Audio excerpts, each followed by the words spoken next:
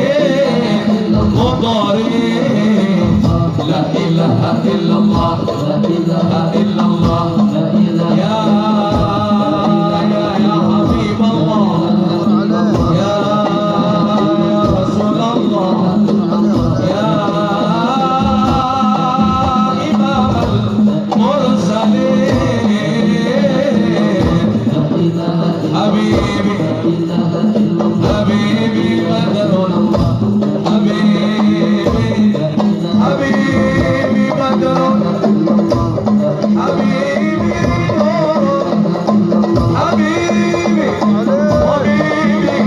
حبيبي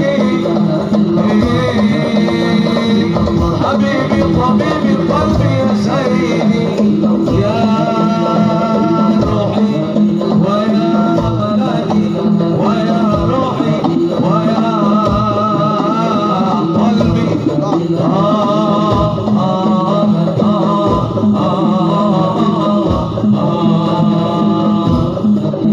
إلا الله لا إله إلا الله لا أمين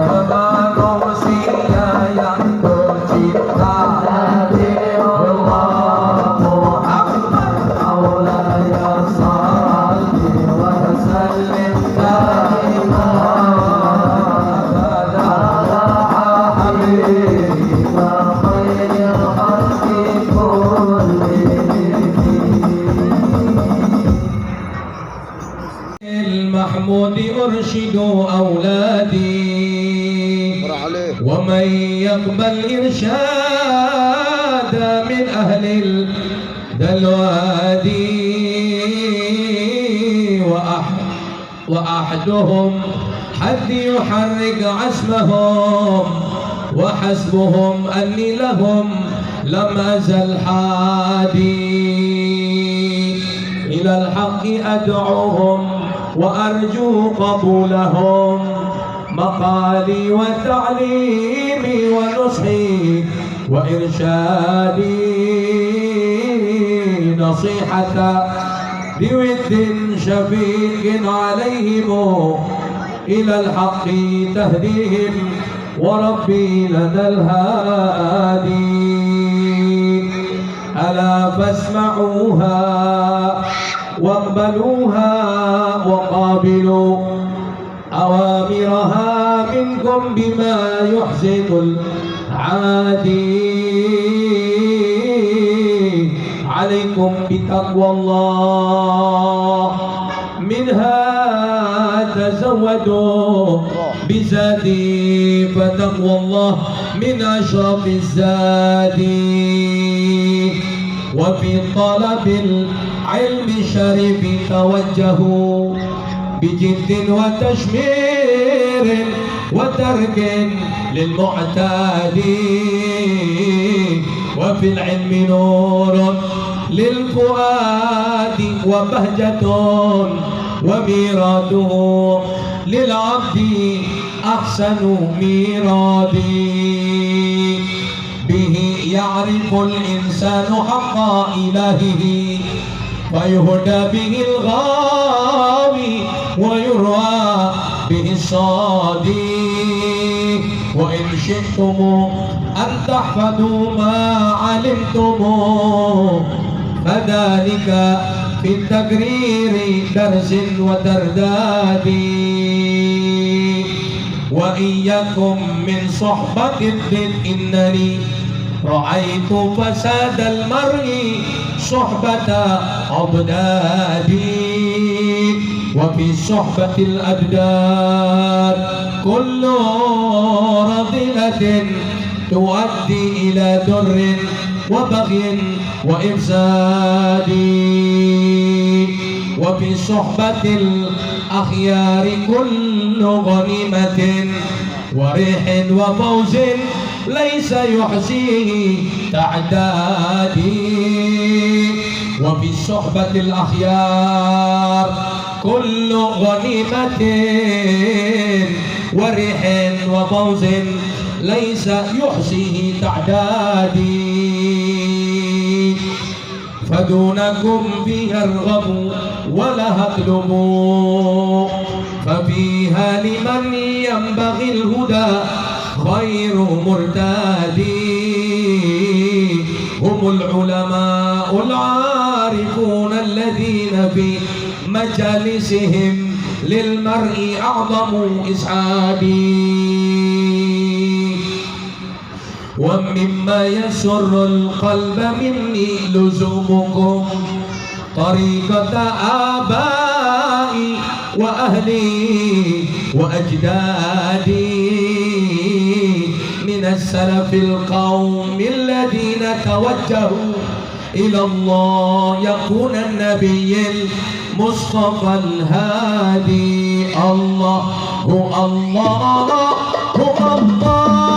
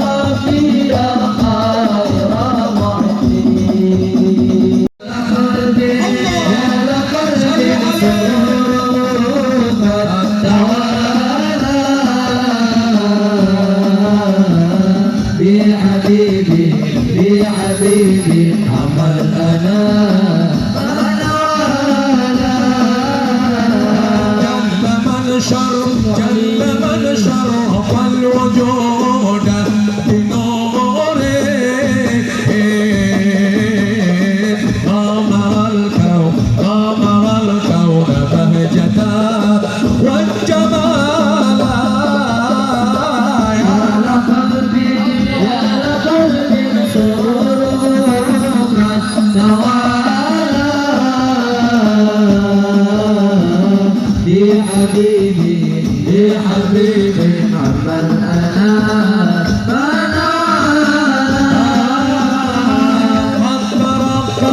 قد ترقى في الحسن أعلى مقامي واتناهى بمجده وتعالى يا لقلبي سروره قد توالى بحبيبي نعم الأنا يا قلبي سروره قد توالى بحبيبي عم الأنام نوالا يا قلبي سروره قد توالى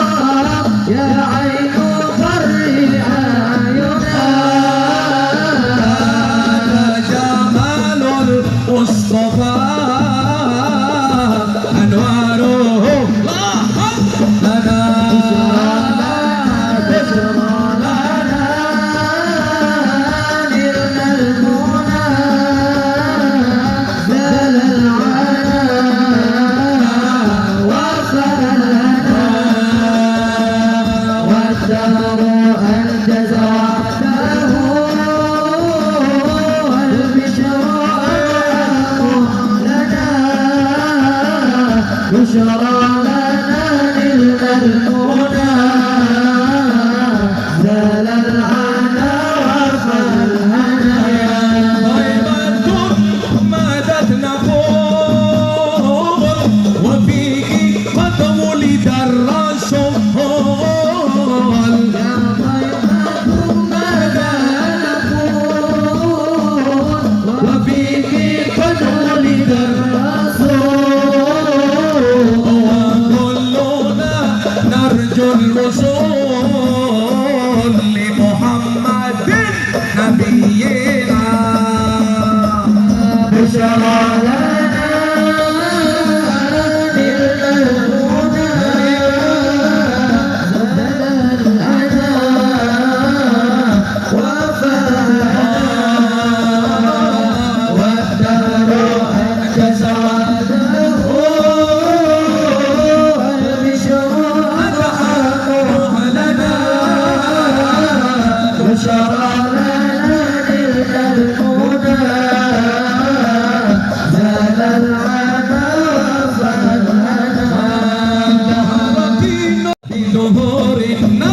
نبي أحمد ظهر دين المؤيد بظهور نبي أحمد يا semuanya teriakan Allah yang sebenarnya Allah ya Hanana ya Hanana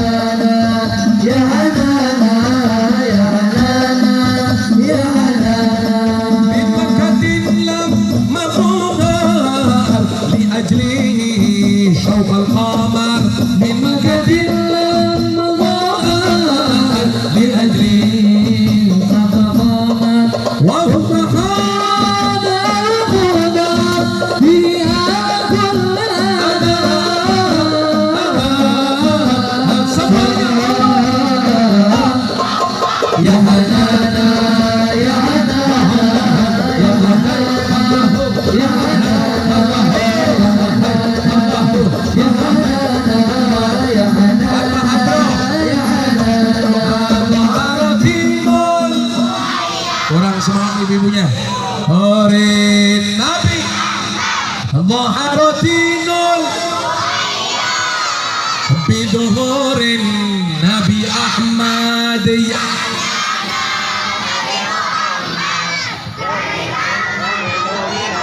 oh, oh, oh.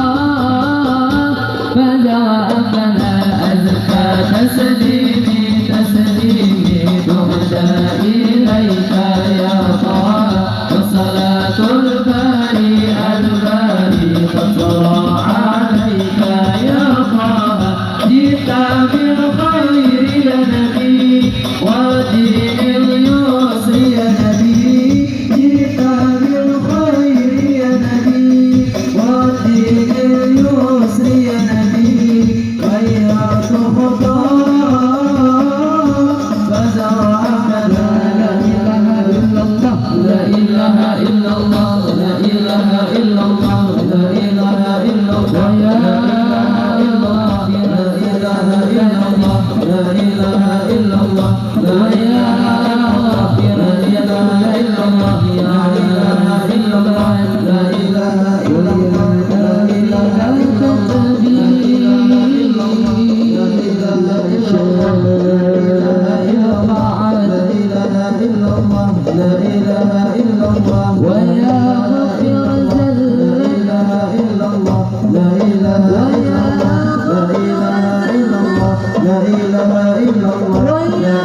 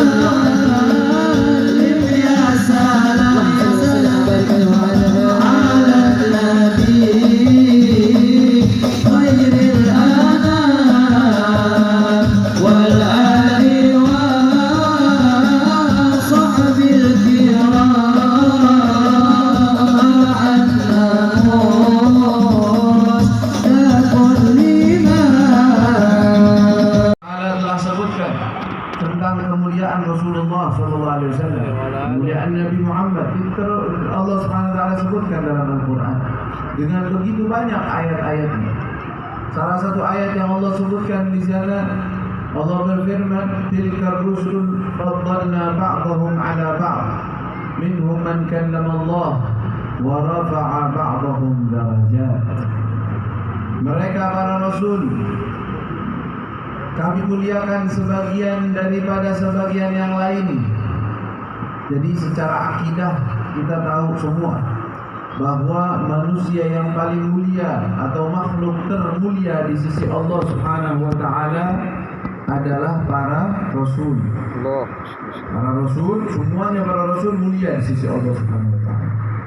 Dan kita membaca dalam doa, dan kita tidak boleh membeda-bedakan antara para rasul dengan menghormati sebagian dan tidak menghormati sebagian yang lain, tidak boleh. Kita telah membaca dalam doa apa? La nufarriqu baina ahadin min rusulih. Kita tidak akan membeda-bedakan siapapun daripada para rasul-rasulnya. Tidak dibeda-bedakan. Kita tidak boleh mengatakan yang ini yang mulia, yang ini tidak boleh. Tetapi keutamaan Rasul satu dengan yang lain, Allah Subhanahu wa taala telah sebutkan hal tersebut. Jadi ada perbedaan derajat, perbedaan kedudukan, walaupun semuanya mulia di sisi Allah Subhanahu wa taala.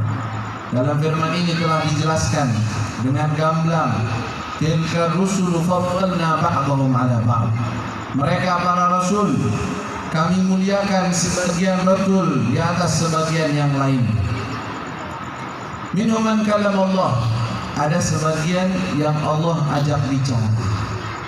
Siapa rasul yang diajak bicara dengan Allah Subhanahu wa taala? Kita tahu semua Nabi Musa alaihissalam disebut dengan kalimullah. Wa rafa'a ba'dahum darajat. Ayat selanjutnya Allah mengatakan dalam lanjutan ayat tersebut, wa rafa'a ba'dahum darajat. Sebagian Allah angkat derajatnya. Siapa itu yang sebagian itu? Para ahli tafsir mengatakan huwa Muhammadun sallallahu alaihi wasallam. Itu adalah Nabi Muhammad sallallahu alaihi wasallam yang Allah muliakan dengan 3 perkara.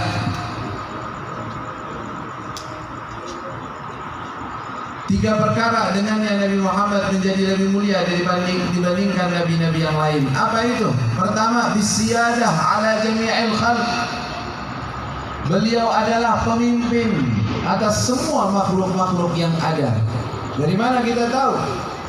Dari sabda Rasul sallallahu alaihi wasallam dalam Sahih Bukhari wa ghairuh disebutkan, ana sayyidu waladi Adam 'ala Allahi wala fakhr. Adam faman dunahu tahta liwa'i yaumal qiyamah. Aku adalah pemimpin anak Adam. Adam faman dunahu, dan Nabi Adam dan semua keturunan-keturunannya di bawah panjiku nanti di hari kiamat. Sallu ala Nabi Allahumma shalli wa sallim wa barik alaihi. Betapa mulianya Nabi Muhammad SAW. Allah muliakan di atas para nabi-nabi yang lain. Faddalahu ala jami'i man siwa fa huwa al-habib wa syafi'u lil ilah. Dikatakan dalam Sahabul Zubat seperti itu.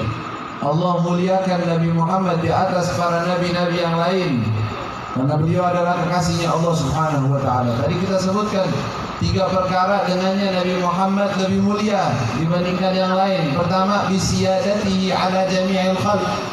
Beliau adalah pemimpin dari semua makhluk yang lain, seperti yang disebutkan dalam hadis yang kita sebutkan tadi. Kemudian yang kedua, bi mu'jizatihi, bi kathrati mu'jizatihi, dengan banyaknya mu'jizat. Nabi Muhammad SAW diberikan oleh Allah mu'jizat yang luar biasa.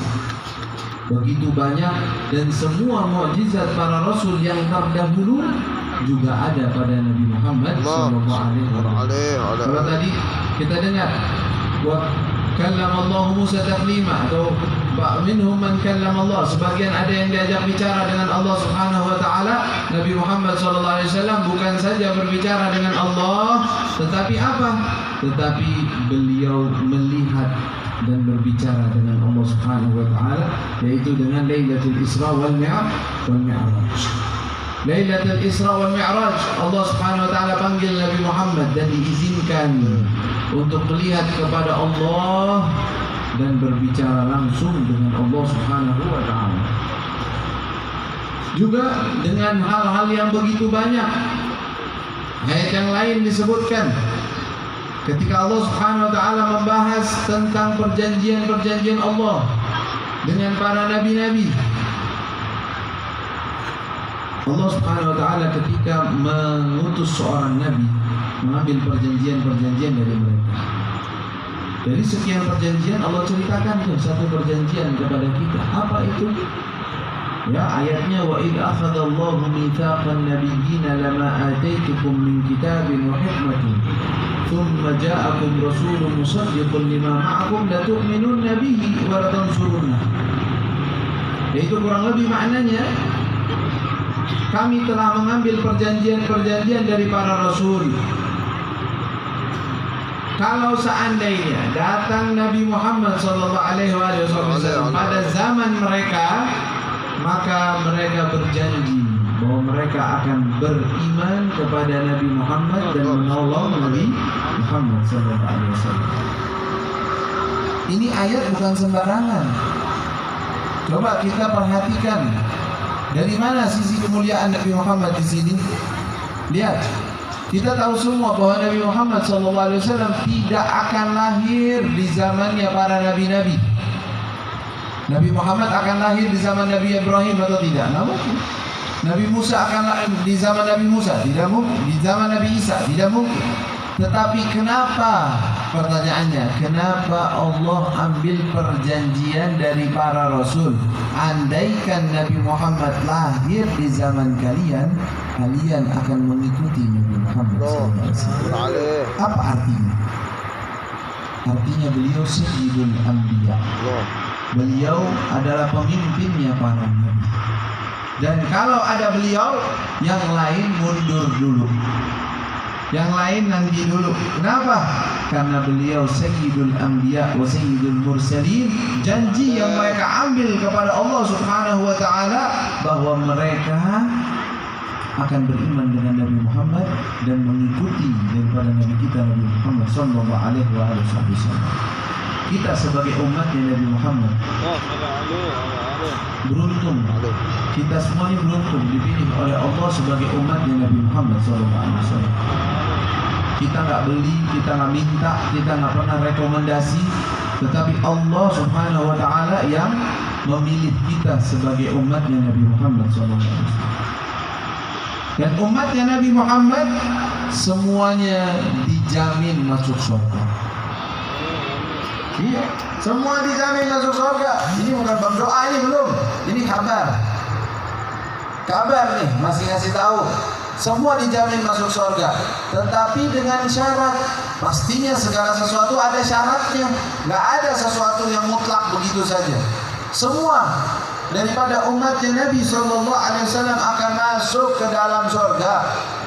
Rasul SAW bersabda, kullu ummati yadkhulunal jannah. Semua umatku akan masuk surga. Allahumma ja'alna minhum ya Allah. Amin, amin. Mudah-mudahan kita semua masuk ke dalam surga Allah tanpa siksa, tanpa azab, tanpa disusah payahkan oleh Allah Subhanahu wa taala. Amin.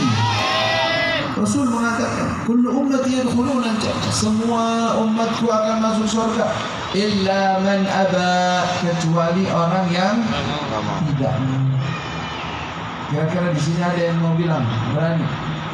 Anda nggak pengen masuk surga? Tidak ada. Nah, jangankan masuk surga, masuk penjara aja nggak ada yang mau. Ada yang mau masuk penjara? Tidak ada. Takut mereka, nggak mau penjara. Apakah berani untuk masuk neraka? Waliyadzubillah, tidak ada yang mau, tidak ada yang pengen masuk ke dalam neraka. Tetapi kata Rasul SAW, setiap dari umatku akan masuk surga kecuali orang-orang yang tidak mau. Sahabat bertanya, ya Rasulullah, mana dia ada ya Rasulullah? Siapa kira-kira dari umatmu yang akan menolak? Kita semua ingin masuk surga. Emang ada? yang akan menolak. Nah, Rasulullah kasih pegangannya. Ini pegangan kita pegang semua. Jangan sampai kita yang nolak. Kata Rasul sallallahu alaihi wasallam, "Man ata'ani dakhala al-jannah wa man 'asani faqad aba." Siapa orang yang taat kepadaku, kata Nabi, maka dia akan masuk surga. Dakhala al-jannah. Wa man 'asani, siapa orang yang melanggar perintahku, gak mau nurut denganku, aku beritahukan, ini engkau tinggalkan, dia tetap kerjakan. Engkau lakukan ini, dia tidak mengikuti. Melanggar perintah Nabi SAW, tidak mengikuti Rasulullah. Berarti apa kata Rasulullah? Faqad aba. Berarti dia telah menolak. Sebelum kita menjelaskan hal tersebut, lihat dalam sabda Nabi ini betapa lembutnya Rasulullah dalam mengucapkan ucapannya. Betapa indahnya ucapan beliau. Beliau mengatakan, semua umatku akan masuk surga kecuali orang-orang yang tidak mau. Siapa ya Rasulullah? Orang yang taat kepadaku akan masuk surga. Orang yang tidak taat kepadaku berarti tidak mau. Dulu Rasulullah nggak bilang kalau dia tidak taat kepadaku masuk neraka. Enggak. Lafadznya nggak langsung masuk neraka. Kenapa nggak bilang masuk neraka? Karena bisa saja dapat ampunan dari Allah. Beliau masih ngarep ampunan dari Allah, tetapi dia sendiri udah nggak mau. Berarti kita semua ini dijamin oleh Allah masuk surga. Makanya kadang-kadang kalau ada orang nih, ya ngomong enak tuh katanya habaib, bilangnya udah dijamin masuk surga. Kalau saya jawab, bilang enggak, bukan habaib. Semua muslimah dijamin masuk surga. Semua. Kenapa? Karena Nabi SAW udah bilang begitu. Ya, jadi jangan khawatir kalian, enggak, semua dapat jaminan dari Nabi Muhammad SAW masuk surga. Tapi masalahnya sesuai kriteria atau enggak? Ini permasalahan. Sesuai dengan aturannya atau tidak? Ini titik utama permasalahan. Semua orang akan masuk, semua yang beriman umatnya Nabi pasti masuk ke dalam surga, kecuali yang tidak sesuai kriteria. Ini kasih contoh. Dengar ini, masih segar gak? Saya yang capek.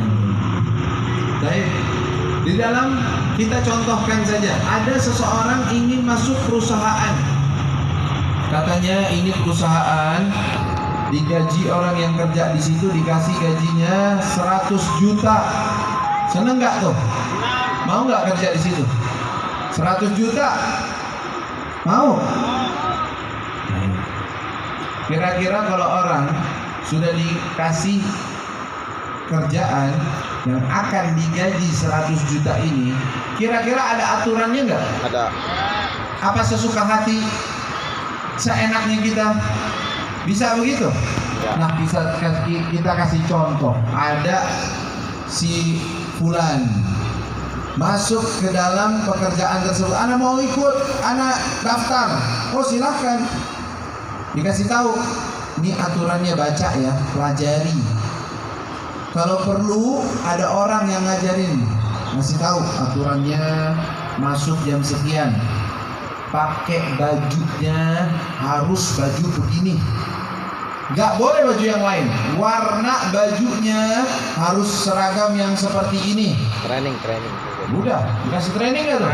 Ada trainingnya, ya, ada chefnya, ada murabinya dulu, ya, ada gurunya dulu. Di training dulu, kerjaannya kayak apa, cara kerjanya bagaimana, kalau mau pulang kapan, kalau mau pergi, Masya Allah semua ada. Dateng nih si fulan nih yang gak jelas, dia bilang apa, saya mau kerja, dikasih tahu, kamu pelajari ini. Kata dia apa, males banget pelajarin kayak gini, gak usah. Nanti apa, banyakkan aturan, nanti ada repot, baju harus kayak gini, masuk harus jam sekian. Mendingan anak gak tahu, jadi gak disalahin. Kira-kira ini orang pintar atau bodoh? Udah bodoh, keblinger kan? Iya gak? Yang namanya masuk perusahaan gak bisa begitu. Nggak bisa seenaknya ente, harus belajar, harus tahu biar engkau bisa jalan. Dia malah bilang apa? Anak males ngapain dipelajarin itu. Jadinya anak kalau tahu jadi terbebani. Terbebani. Ini bahasa logikanya masuk kan? Terbebani. Terbebani gimana? Iya, nanti anak harus pakai seragam, masuk harus jam sekian, nggak boleh pergi, nggak boleh gini. Mendingan anak nggak tahu, jadi nggak terbebani. Tahu nggak perumpamaan ini seperti siapa? Seperti siapa? Orang masuk Islam dan dia beragama Islam dan mengatakan saya mau masuk surga Allah. Kira-kira surganya Allah itu setara nggak dengan 100 juta sebulan? Setara nggak? Mirip? Mendekati? Nggak mendekati. Kenapa? Karena surga itu selamanya, abadi. Bukan sehari, bukan 2 hari. Nggak ada capeknya. Nikmat yang seterusnya. Oke, akan dikasih surga. Kata Allah, nih saya utus para rasul, nih rasulku Nabi Muhammad SAW. Bawa aturan. Pelajari ya. Rasulullah sudah meninggal, dilanjutkan oleh para ulama. Para ulama ngajarin, nih ada aturan namanya rambu-rambunya. Nggak boleh di Quran. Ada, kalau engkau mau dapat bonus tambahan, ini ada caranya loh. Kita pengen nggak dapat bonus tambahan? Ini kerja bisa 100 juta. Tapi kalau engkau ngikutin nih aturan yang ada tambahan begini, itu bisa dapetin 150 juta. Bahkan bisa 200 juta. Bonus. Bahkan bisa 300 juta bonusnya dari pekerjaan itu. Kira-kira ada nggak dari kita yang bilang, males ngapain pelajarin kayak gitu yang penting-pentingnya aja, yang pokok-pokoknya aja. Ya ada yang ngomong kayak gitu, orang yang bodoh memang ngomong kayak gitu. Sama seperti kita nih kadang-kadang kejadian pada kita loh. Apa itu? Aturan Islam suruh belajar sama guru, males belajar. Kenapa? Kalau anak belajar ngaji sama ustadz, sama guru jadi repot. Jadi banyak aturan, jadi banyak salah. Anak mau ngerjain gini, nggak boleh. Mau makan ini, boleh. Mau beli kayak ginian, nggak boleh. Mau minjem duit dari bank karena pakai riba, nggak boleh. Ya, mau ngeredit dengan caranya kreditan yang riba juga nggak boleh. Repot aturannya. Kira-kira ini logika pinter atau bodoh? Bodoh. Ngomong sendiri ya, orang yang bodoh-bodohin orang. Emang logika orang bodoh sebenarnya sih. Kita nggak bodohin orangnya, tetapi ini logika orang bodoh. Gimana caranya? Engkau tidak tahu aturan, tidak mau mempelajari aturan dengan dalih takut terbebani. Ada lagi nih. Si fulan yang lain unik, masuk kerja, udah cakep, udah tahu aturannya, udah masuk jam sekian. Dibilangin masuk jam 7, masuknya jam 9. Disuruh pakai seragam, bajunya nih khusus. Enggak, dia pakai baju terserah dia, pakai baju bebas kerjaan. Kata dia apa? Ngaruhnya apa sih sama perusahaan baju doang? So tahu gak? Udah mau digaji, udah ngikut, malah dia yang sok-sokan ngatur itu perusahaan. Bilang ngapain sih jam 9 juga kalau saya masuk tetap aja rapi kerjaan semua. Ngapain jam 7 pakai baju seragam? Ngapain sih pakai seragam? Nggak usah pakai ginian juga, anak bisa kerjain semuanya. Di akhir bulan dia nagih sama perusahaan, mana gaji saya? Kira-kira nih orang yang kayak gitu disuruh masuk jam 7, masuknya jam 9. Disuruh pulangnya jam 4, pulangnya jam 2. Korupsi waktu. Enak gak begitu? Nah enak, nggak bener. Di akhir bulan dia nagih, mana gaji saya? Kira-kira pantas dikasih gaji atau enggak? Enggak. Kenapa? Kenapa nggak pantas dikasih gaji? Coba jawab. Kenapa nggak pantas dikasih gaji? Karena tidak ikut aturan, tidak konsisten. Dia udah bilang pengen ikut, pengen dapetin, tapi nggak ngikutin aturan. Nah ini perumpamaan mirip sama kita nih. Allah atur kita semua dengan aturan. Ada sholat 5 waktu, ada puasa Ramadan, ada aturan. Ini haram, nggak boleh dimakan. Ini riba, ya ini zina, ini mendekati zina, ini minuman keras, Dia belagu, bilangnya apa? Jadi jangan banyak aturan. Biarin aja kita bebas, nggak usah diatur-atur kayak gitu. Toh saya juga tetap jadi orang baik kok. Saya sholat gak sholat tetap baik kok. Masya Allah. Ada lagi